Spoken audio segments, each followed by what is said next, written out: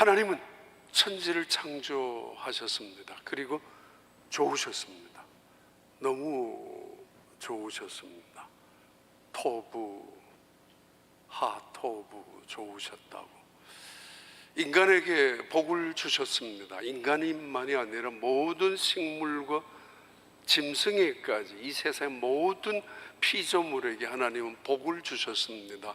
하나님이 세상을 창조하시고 첫 번째 행하신 일이 복을 주신 것입니다. 생육하고 번성하고 충만하라는 복을 주셨습니다. 그리고 인간에게는 두 가지 더 추가하셨습니다. 생육하고 번성하고 충만하라, 그리고는 정복하고 다스리라. 이 다섯 가지의 축복을 하나님은 인간에게만 더하셨습니다. 그렇게 시작되었던 창조의 역사, 인류의 역사, 어느 날 하나님은 노아 홍수 사건을 통해서 이 세상을 심판하셨습니다. 그리고는 다시 아브라함을 부르셨죠. 그리고는 아브라함에게 다시 시작하는 복을 주셨습니다. 아브라함아, 내가 너로 큰 민족을 이루게 할 것이며 너의 이름을 창대케 할 것이며, 그리고 너를 누구든지 복주는 자 내가 그를 복을 줄 것이며, 너를 저주하는 자 내가 너를 대신하여 그를 저주할 거라고. 너는 복의 사람이 되는 것이라고. 너는 복의 근원이 되기 때문에 하나님은 다시 인간을 구원하시면서 부르시고는 창조 때와 마찬가지로 복을 주시기를 원하셨습니다. 그런데 문제가 있습니다. 이 세상은 여전히 고난이 찾아옵니다. 고난 속에서 고통을 느끼고, 고통 속에서 많은 사람들이 아픔을 경험하고 살아갑니다. 수없이 많은 갈등 속에서 때로는 상처를, 때로는 분노를, 때로는 좌절과 실망을, 때로는 마음속에 눈물을 흘릴 때가 있습니다. 왜? 복을 주시고 시작했었던 이 세상, 보시기에 좋았던 이 세상이 왜 이렇게 되었을까? 안타까움을 느끼셨던 하나님은, 불쌍히 여기셨던 하나님은 이 인간의 고통을 보시고 구원하시기 위하여 언약을 하시기 시작하셨죠. 예수를 보내주시겠다고, 메시아를 보내주시겠다고. 그 언약의 약속대로 결국은 예수님은 이 세상에 마침내 오셨습니다. 그로 통해서 구원을 얻게 하고 그 안에서 하나님의 자녀됨을 확인시켜 주었고, 그리고 영생, 이 세상에 어디서도 얻을 수 없는 그 영원한 생명을 누릴 수 있도록, 이 불쌍하기 짝이 없는 절망 속에서, 좌절 속에 있었던 인간들을 구원하기 위하여 예수를 보내주셨습니다. 우리는 2000년 전 이 세상에 오셨던 예수 그리스도를 통하여 구원을 받았습니다. 구원받은 기쁨과 감격으로 살아가야 합니다. 하나님의 자녀가 된 우리의 어떤 노력으로도 구원받을 수 없었는데, 하나님 앞에 나아갈 수 없었는데, 결코 절망 속에서, 어두움 속에, 저주 속에서, 그리고 죽음 속에서 나올 수 없었던 우리였지만, 예수 그리스도를 믿음으로 말미암아 구원을 받은 우리는 이 세상에서 기쁨으로, 감사함으로, 감격으로 살아가야 합니다. 그런데 문제 있습니다. 구원을 받았는데도 불구하고, 하나님의 자녀로 살아가는 우리임에도 불구하고 여전히 우리는 눈물의 골짜기를 걸어가야 하고, 여전히 뜻하지 않은 불행 속에서 이 인생의 여정을 겪어야 하고, 때로는 상상도 못했던 비극적인 아픔을 경험하기도 합니다. 왜 이런 일이 이 세상에 일어나야 하는가? 지난주에 이어서 플러스 이야기를 이번에는 본문보다는 전반적인, 전체적인 신앙의 역사와 성경의 전체적인 이야기를 드리려고 합니다. 3년 전인가 런던에 갔을 때 이야기 드렸죠. C.S. 루이스라는 사람이 살았던 집에 방문했습니다. 관리만 남아있는데 숲속이었죠. 숲인데 그 집 근처는 조그마한 호수가, 호수라기보단 저수지 뭐 그런 호수 하나가 있었는데 산책로가 그 호수를 따라서 아주 잘 만들어져 있었습니다. 그때 그런 생각을 했었습니다. 이분은 대단한 기독교 변증가이며 기독교적인 대단한 사상가입니다. 도대체 어떤 그 많은 책들이 있습니다. 저한테도 많습니다. 여전 지금도. 근데 그분이 지은 대표적인 책이 고통이라는 겁니다. 고통은 왜 이 세상에 있는가?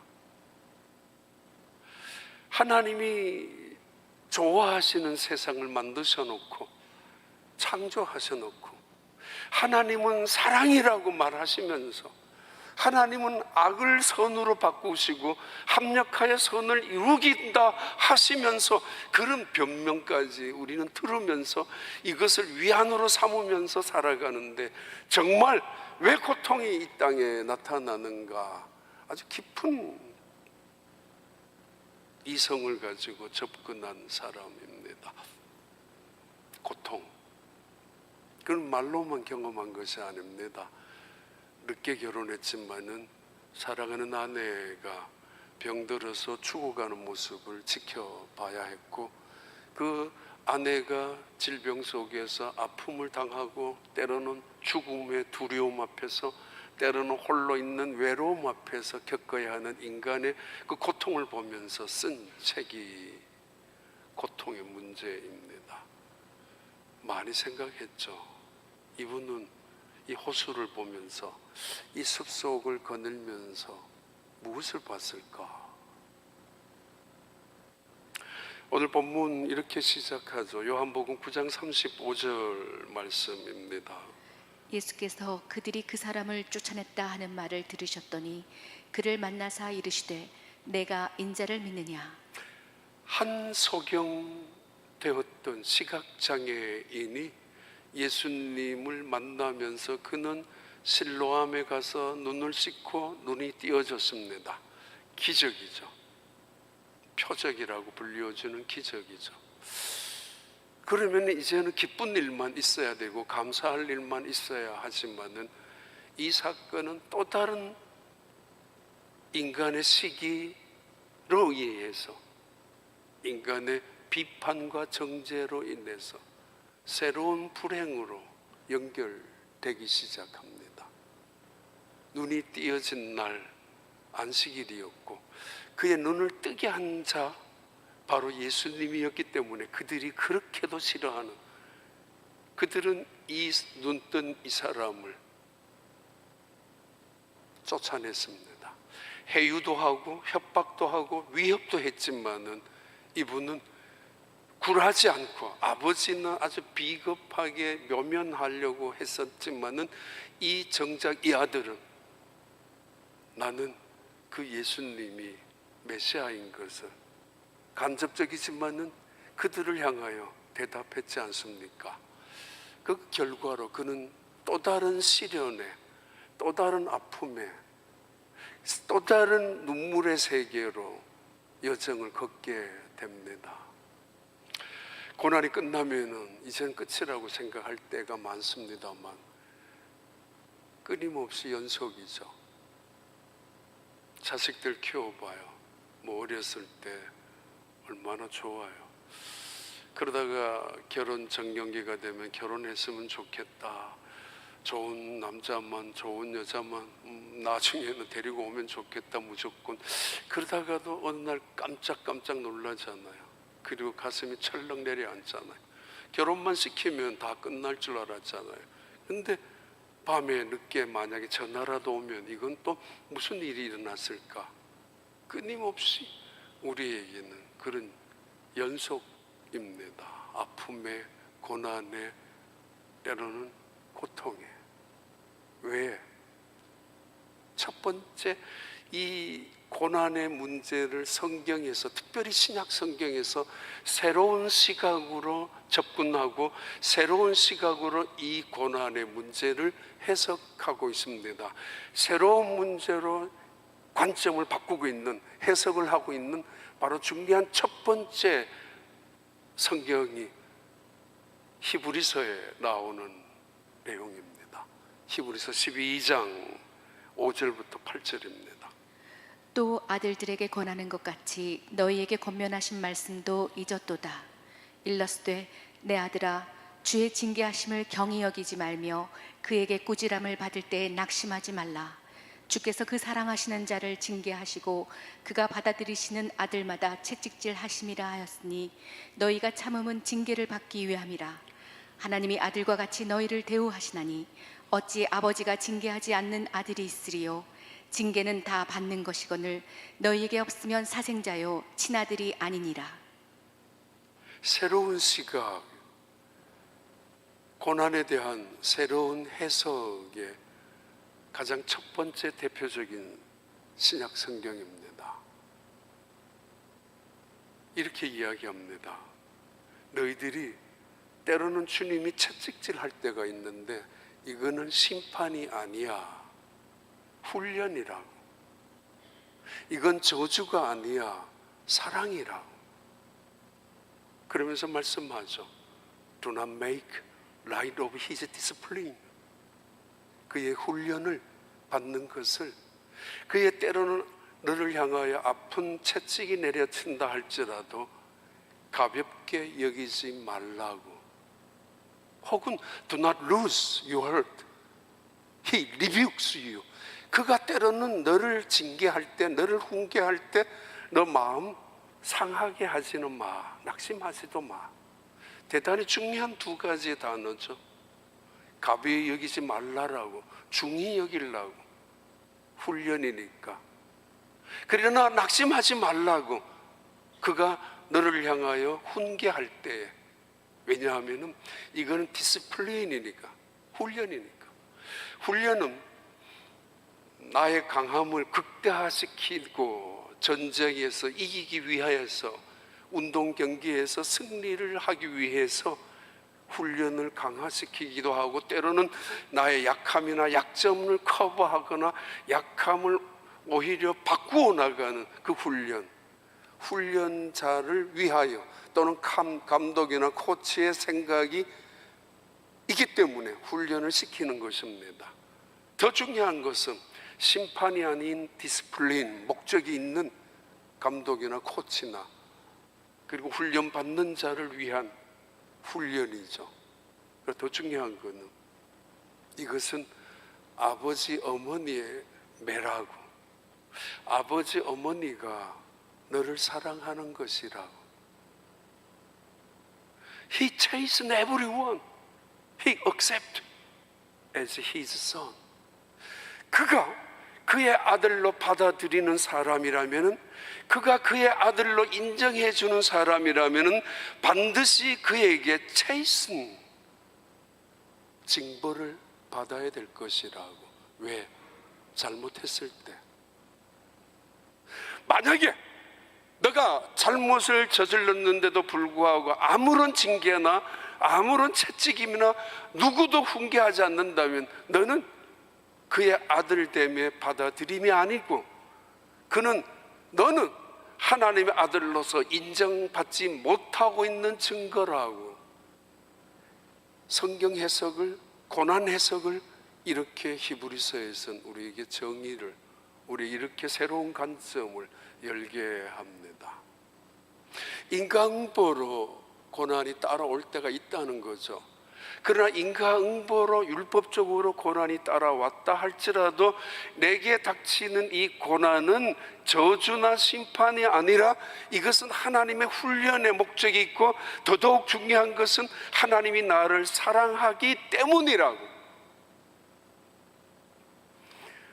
고아원에서 걷는 아이들 이야기 들어봐요.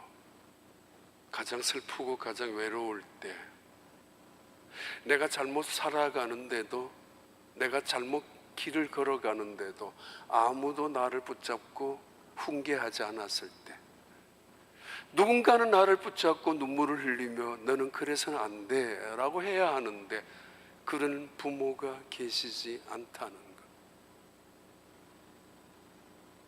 버림받았다라는 증거입니다. 하나님으로부터 아직 버림받지 않았다라는 증거가, 때로는 내가 아픔을 당하고 때로는 내가 고난을 당하는, 심지어 그것이 하나님의 채찍이라는 느낌이, 아픔이 있다 할지라도 오히려 그것은 훈련이며 디스플린이며, 그것은 리뷰크라 할지라도 오히려 그분이 He loves you, 그가 우리를 사랑하기 때문에 아들로서, 자녀로서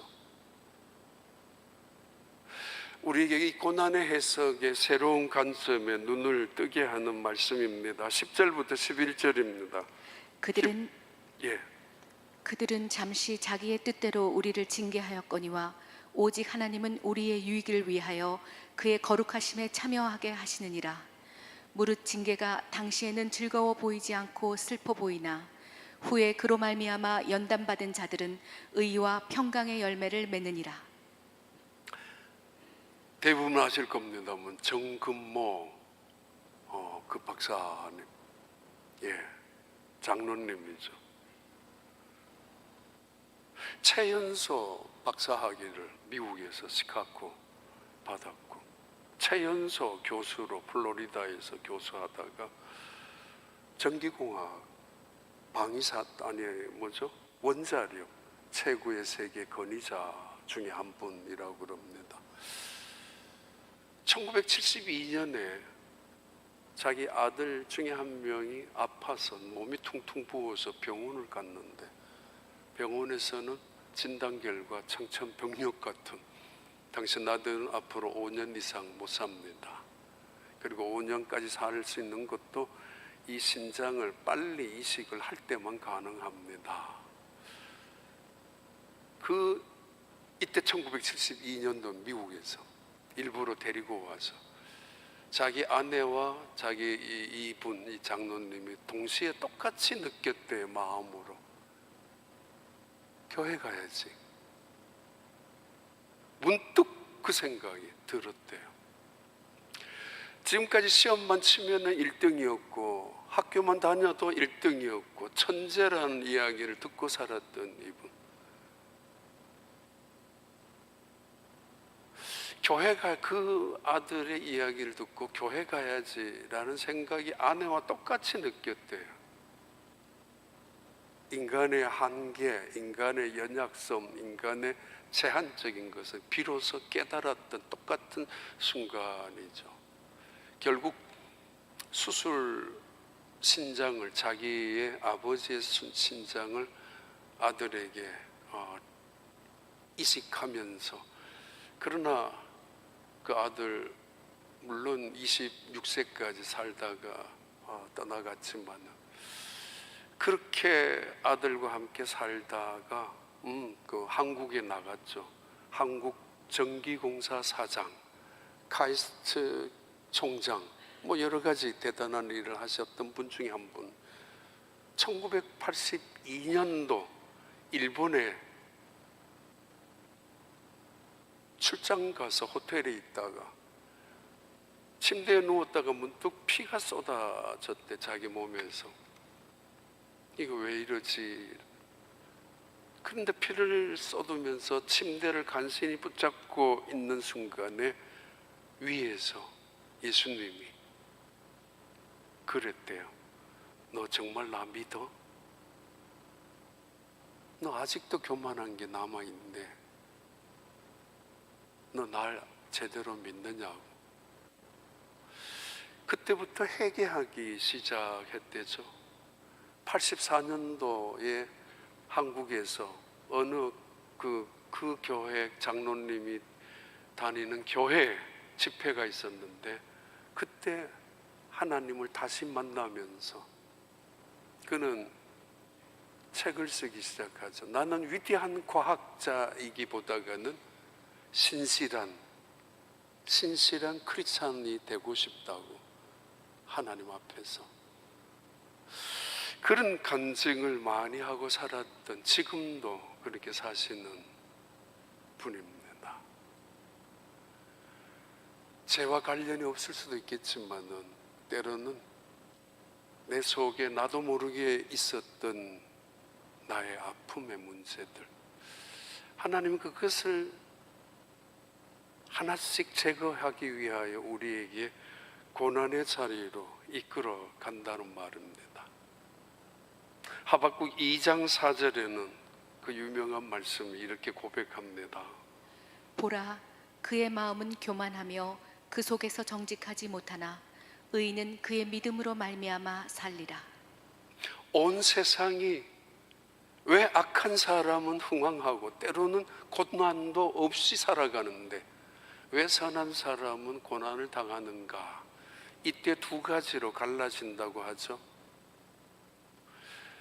악한 사람들은 점점 더 교만해지고 점점점 그 번영 속에서 오만한 삶을 살아가지만 부정직하게 살아가고, 그러나 정말 하나님을 믿는 사람들, 겸손한 사람들은 고난 때문에 믿음이 무엇인가를 제대로 배울 수 있다라는 의미이죠.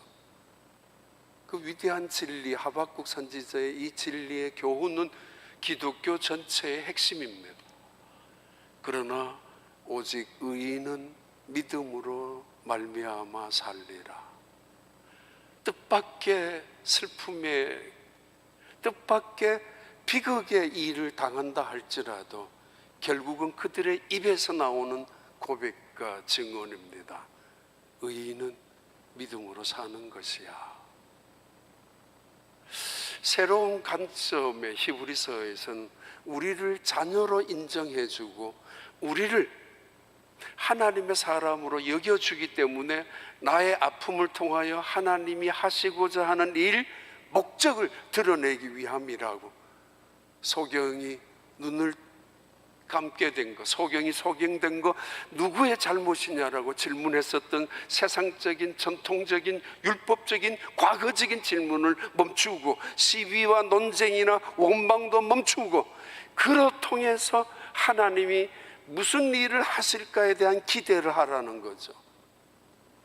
그래서 첫 번째 시각의 변화라면은 두 번째 시각입니다. 요한복음 9장 39절 41절입니다.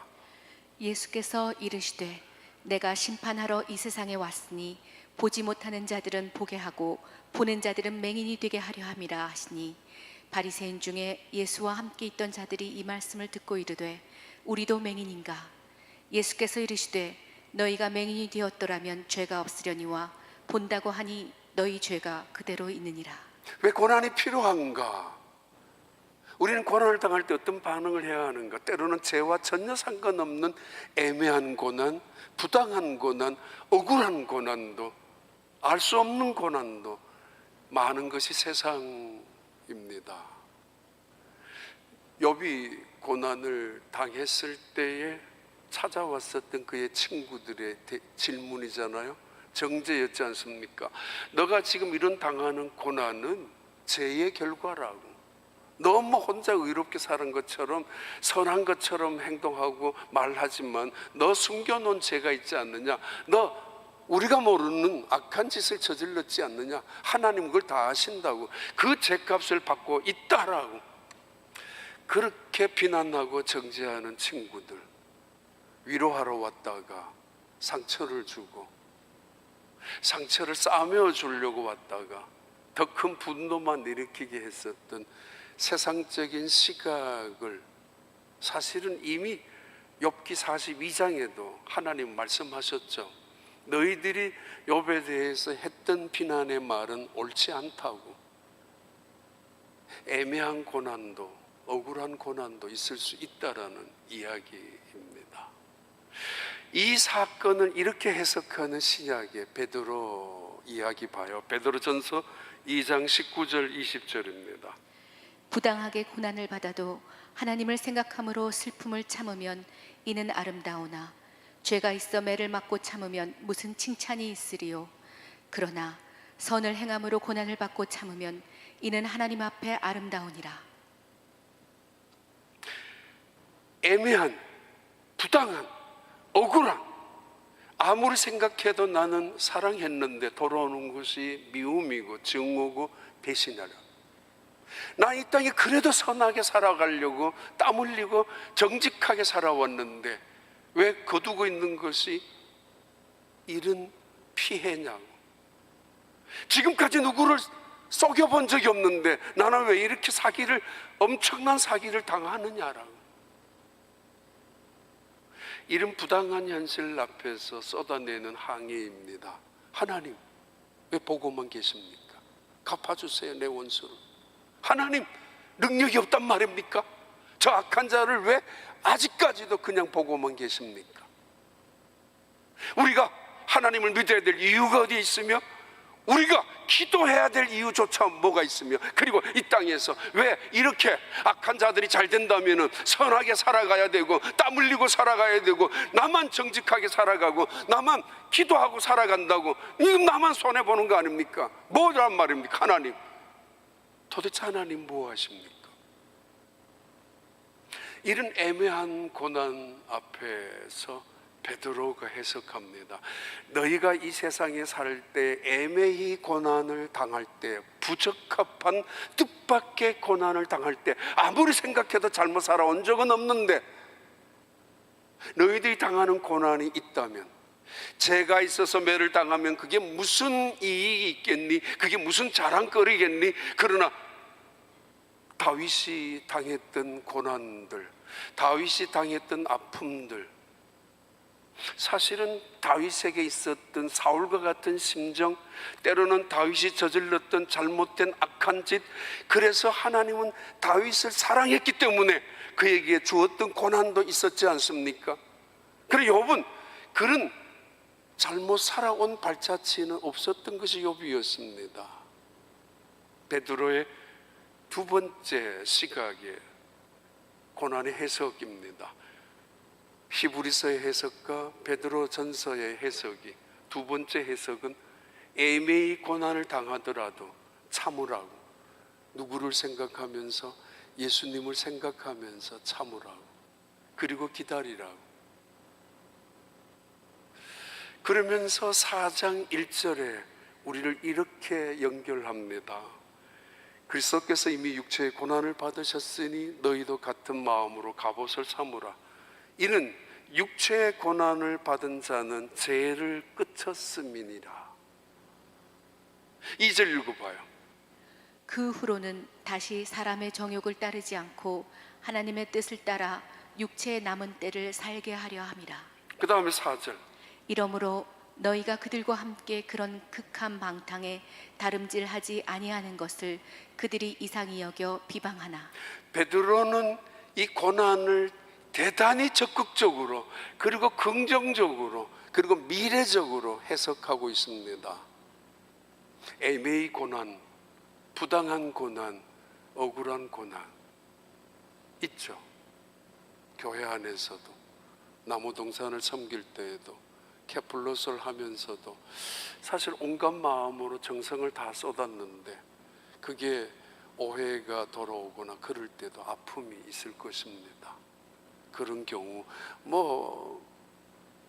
한국이나 미국이나 우리 오랫동안 우리 교회 있었던 브라질 교회 이야기 여러 번 바뀌었습니다. 목사님들이 그 이야기를 들어보면 항상 있는 일 같습니다.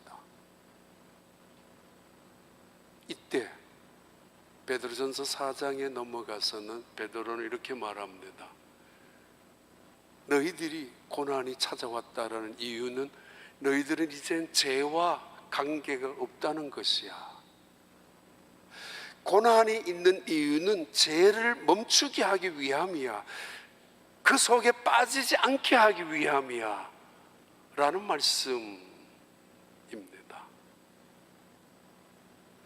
때로는 그 고난의 결과 as a result, 고난이 찾아온 그 결과로 너가 자칫 교만으로, 자칫 세상의 유흥으로 빠질 수 있었던 발을 끄집어냈지 않았느냐. 병원에 가서 암 선고를 받습니다. 간암이라고. 그럼 어떻게 해요? 술 끊어야죠. 다는 아니지만 술과 관계되어 있잖아요. 폐암이라고. 그리고 뭐라 그래요? 담배 끊으세요. 암을 선고받고 난 다음 치명적으로 암을 키우는 음식이라든가 그런 해로운 것들을 자연적으로 끊어야 되고 멈춰야 되고 멀어져야 되지 않습니까? 베드로는 이렇게 해석하고 있습니다. 윌리엄 스턴스 하버드 대학교 형법학 교수로 오랫동안 있었던 아주 젊은 나이부터 그분 이야기입니다. 이 세상을 다스리는 데는 법이 중요하다고. 그래서 그는 법을 가르치기를 좋아했다. 옳고 그름이 분명하니까, 선과 악이 확실하게 나타나니까, 그리고 그 법을 통해서 악한 사람을 법을 주고 형벌을 가하고 선한 사람은 피해가 돌아가지 아니하도록 석방시켜 주는 거. 근데 어느 순간부터 깨닫기 시작합니다. 세상이 왜 이러지? 어떤 사람은 법을, 위법을, 불법을, 탈법을 저질렀는데도 용케 미꾸라지처럼 빠져나가는 사람들이 있는가 하면, 어떤 사람은 억울하게 결국은 법에 구속이 되는 사람들, 그리고는 형량도 더 많이 받는 사람들 있단 말입니다. 옳고 그름의 원칙으로 세상을 판단해야 되고, 법이냐 위법이냐 불법이냐 아니면은 정말 법적으로 살아가느냐가 온 세상을 다스리는 통치여야 하는데, 방법, 기준, 진리여야 하는데, 그는 그 이상의 무엇인가 있다는 것을 느끼기 시작하죠. 긍휼이 빠지면, 자비가 빠지면은 안 된다고. 이 세상,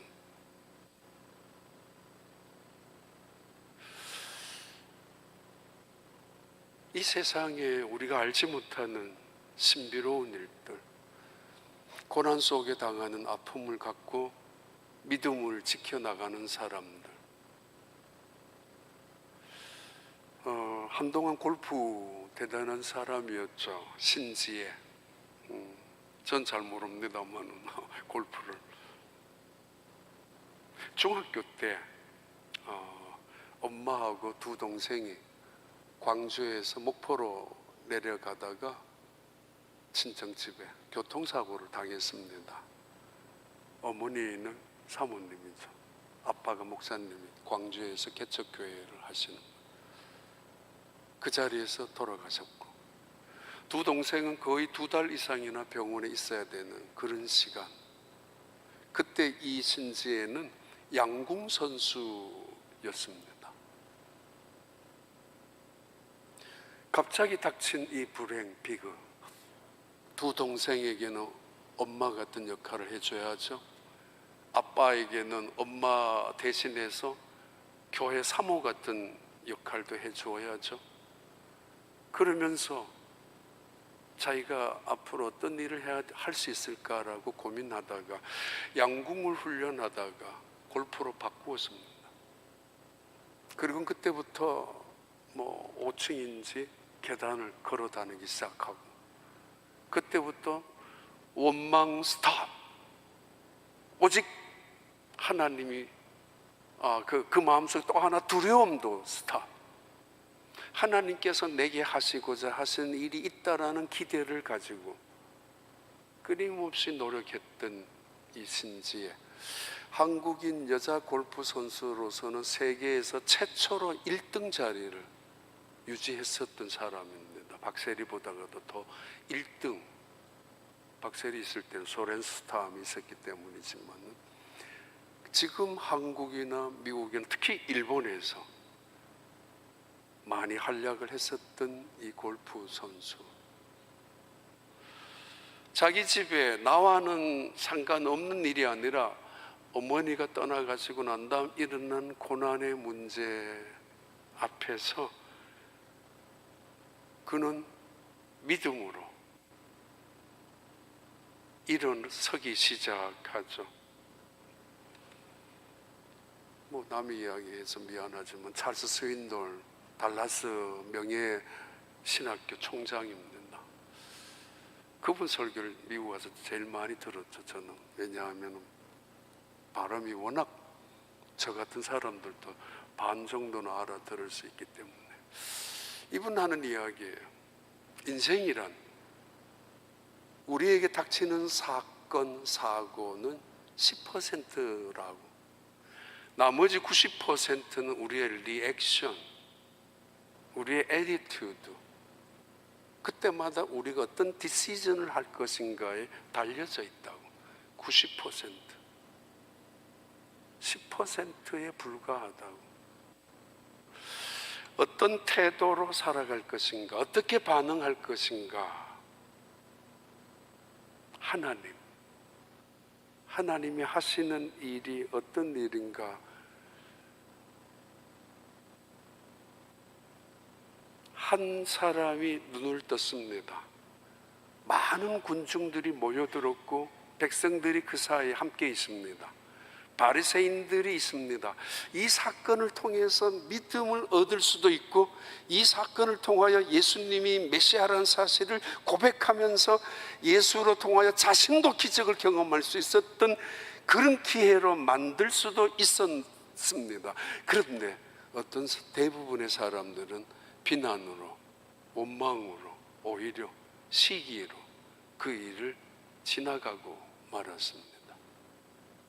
그러나 이 사람은 또 다른 시련이 닥친다 할지라도 내 눈을 뜨게 하신 분은 예수님이라고. 그 예수님이 바로 나야. 예, 난 당신을 믿겠습니다. 고난 속에서 새롭게 해석하는 베드로의 이야기이죠. 그 사건 속에 중심적인 인물은 아니었지만 베드로는 그 사건 속에 있었죠. 예수님이 하시는 모든 말씀을 들었죠. 그리고 그 사건을 통해서 어떤 일이 이루어지는가, 지금도 고난을 당하고 있는 초대교회 성도들을 향하여 이 고난이 우리에게 어떤 의미를 던져주고 있는지를 보여주고 있는 그런 말씀입니다. Because whoever surplus in the body is done with the sin. 죄로부터 멀어지게 하고 끊어지게 하고, 그런 고통은 축복이 아니냐고. 오히려 간암인데 계속 술을 퍼마신다면 죽기로 작정한 사람이지 않습니까? 멈추는 순간입니다. 고난은 우리에게 새롭게 해석하고 있습니다. 마지막에 요한복음 9장 36절 38절이죠. 대답하여 이르되 주여 그가 누구시오니까 내가 믿고자 하나이다. 예수께서 이르시되 내가 그를 보았거니와 지금 너와 말하는 자가 그이니라. 이르되 주여 내가 믿나이다 하고 절하는지라. 세 번째 해석입니다. 예수님의 해석 방법이기도 합니다. 의를 행하는 자는 복이 있나니 천국이 저희 것이며, 나를 인하여 너희가 미움을 당하고 박해를 당하면 복이 있으니 천국에서 너희가 받을 상이 큼이라고. 자원적인 고난, 선택적인 고난, 알고 당하는 고난을 말합니다. 몰라서 쏘은 것도 아니고 뜻밖의 당한 아픔도 아니고 기대했는 성공이 뜻밖의 실패로 찾아온 고난도 아니라, 내가 이것을 선택하면은 고난이 찾아오고 내가 이 길을 걸어가면은 마음에 그리고 육체의 아픔도 고통도 온다는 것을 알면서 찾아가는, 선택하는 고난, 그 고난, 이 고난을 사도 바울은 이렇게 증언합니다. 사도행전 20장 22절 24절입니다. 보라, 이제 나는 성령에 매여 예루살렘으로 가는데 거기서 무슨 일을 당할는지 알지 못하노라. 오직 성령이 각 성에서 내게 증언하여 결박과 환난이 나를 기다린다 하시나 내가 달려갈 길과 주 예수께 받은 사명 곧 하나님의 은혜의 복음을 증언하는 일을 마치려 하면은 나의 생명조차 조금도 귀한 것으로 여기지 아니하노라. 알고 당하는 자원적인 고난입니다. 교회도 그런 일이 가끔씩 있죠. 어떤 일을 부탁하거나 부탁받은 분들은 내가 이 일을 하면은 힘든데 내 일은, 내 비즈니스는, 내 아이, 내 가정은 내가 귀찮아. 사람들한테 또 뭐 이런저런 말 올라가는 것도 싫어. 거절할 때도 있습니다. 아니면 좋게 말하면 나 아직까지 부족합니다. 나 아직까지는 부끄럽습니다. 그러나 때로는 예라는 선택을 했을 때, 순종했을 때, 명분은 순종해야지 하나님의 일인데 따라오는 생각은 영광보다는 오히려 고난일 겁니다. 해야 될 일들이 뭐 쉽게 살아갈 수 있죠. 쉽게 직분 지키고 쉽게 그냥 타이틀 유지할 수 있죠.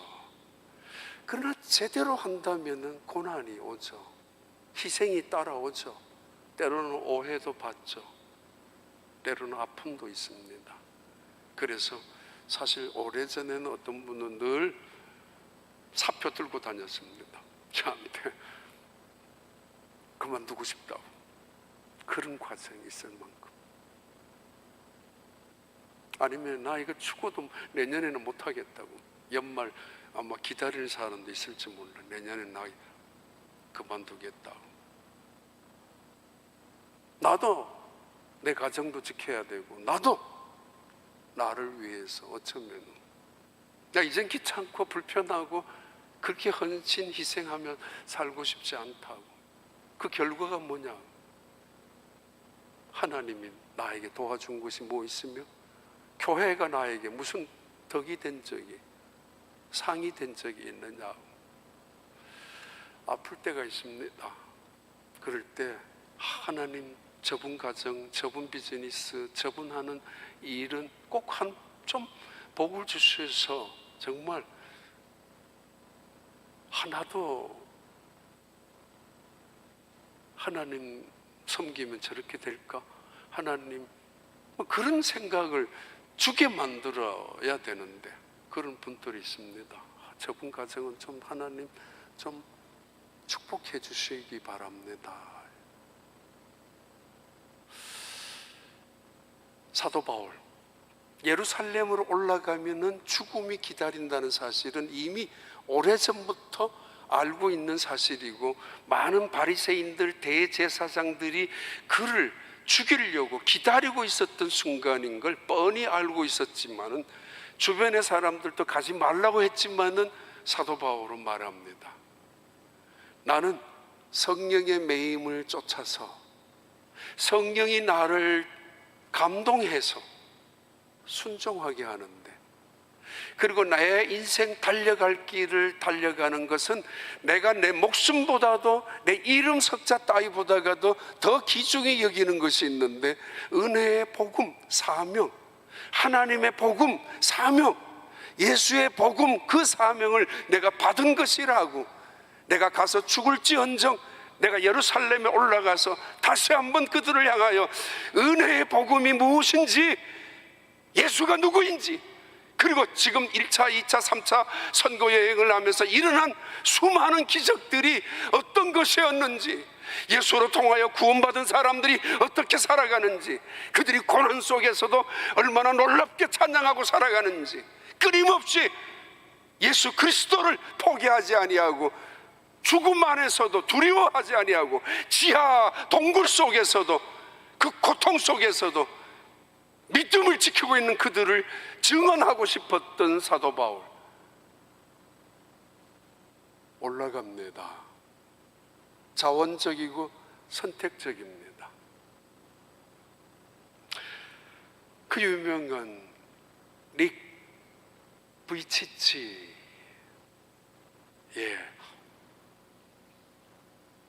정말 아버지는 세르비아 계통의 목사님이시잖아요. 많이 봤을 겁니다. 뉴질랜드의 개척교회로 하셨던 목사님, 아들로 태어난, 어머니는 산부인과 병원의 간호사. 태어나서 두 팔, 두 다리가, 간신히 짧은 다리 하나가 있지만 4년 계산해 보니까 4년 전에 휴스턴에 온 적이 있습니다. 레이우드 교회에서 간증을 하셨는데 그 영상 보면 나올 거예요. 테이블 위에 올라가서 점핑도 하고 구르기도 하고, 저러다 떨어지면 안 되는데 라고 생각했는데 대단합니다. 몇 번이나 스스로 죽으려고 목욕탕에서 시도했지만은 죽지 못했던, 엄마마저도 그 아들을 받아들일 수 없어서 끊임없이 거부했었던, 그런데 그 남편 목사님이 했던 이야기입니다. 아내에게도 아들에게도 이렇게 태어난 것은 우연이 아니라고. 하나님이 우리를 가정을 통해서 하시고자 하는 일이 바로 예수님이 소경되었던 사람에게 하셨던 하나님이 하시고자 하는 일을 드러내기 위함이라. 두 다리를 멀쩡히 갖고 있는 사람들도 넘어지면 못 일어나고 쓰러지면 좌절하고 낙심하는데, 두 다리 하나 없는 이 사람은 넘어지면 일어섭니다. 이 세상에 어떤 아름다운 꽃도 완벽한 꽃은 없다라고. 하루 만에 지든지 이틀 만에 지든지 가시가 있든지 잎이 모자라든지. 근데 인간이 어떻게 완벽할 수 있겠느냐고. 나는 그냥 완벽하지 못한 인간의 한 존재일 뿐이라고. 그래서 세상 많은 사람들에게 삶의 의욕을, 동기를 부여해 주는 그런 강사로 온 세상을 다니고 있는 분입니다. 히브리서 11장 24절 26절 읽겠습니다. 믿음으로 모세는 장성하여 바로의 공주의 아들이라 칭함받기를 거절하고 도리어 하나님의 백성과 함께 고난받기를 잠시 죄악의 낙을 누리는 것보다 더 좋아하고 그리스도를 위하여 받는 수모를 애굽의 모든 보화보다 더 큰 재물로 여겼으니 이는 상 주심을 바라봄이라. 모세의 자원적인 선택, 선택적인 선택, 그 결과는 고난입니다.